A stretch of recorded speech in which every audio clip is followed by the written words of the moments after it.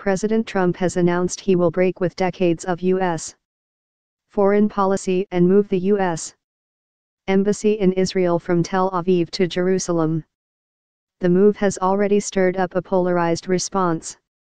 USA Today: President Trump arrives to deliver a statement to officially recognize Jerusalem as the capital of Israel Wednesday. Photo, Evan Vucci, AP. Washington: declaring that old challenges require new approaches, President Trump said Wednesday that he would break with decades of U.S. foreign policy and move the U.S.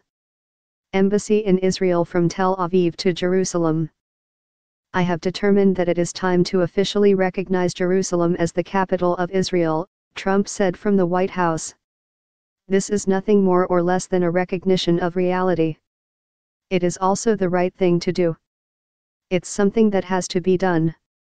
Seeking to minimize the diplomatic consequences of the move, which Palestinians vociferously protested, Trump also emphasized that the United States would continue to seek a peace agreement between Israelis and Palestinians.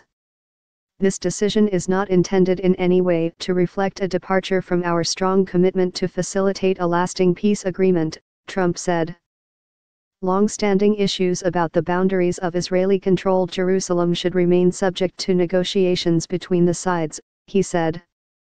Yet the status of Jerusalem has been a major sticking point in those negotiations. Israel sees Jerusalem as its undivided, eternal capital. The Palestinians also claim East Jerusalem as the capital of their future state.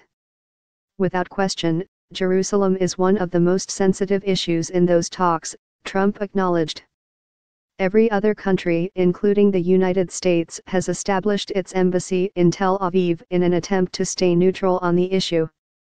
Previous presidents have said that the decision on Jerusalem's capital must come from a negotiated agreement between the Israelis and Palestinians. But in Congress, the idea of Jerusalem as the Israeli capital has enjoyed long bipartisan support. Congress overwhelmingly passed the Jerusalem Embassy Act in 1995 requiring the move, but allowed presidents to waive it in the interests of national security. Presidents Bill Clinton, George W. Bush and Barack Obama signed those waivers every 6 months for 22 years.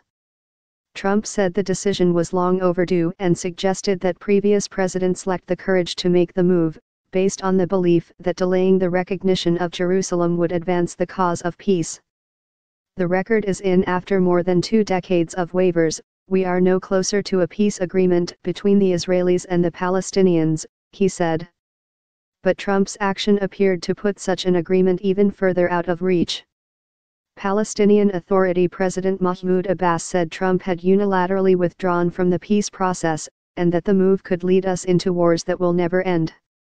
The two-state solution is over, chief Palestinian peace negotiator Saeb Erekat told the Israeli newspaper Haaretz. Now is the time to transform the struggle to one of one state with equal rights for everyone living in historic Palestine, from the river to the sea. U.S.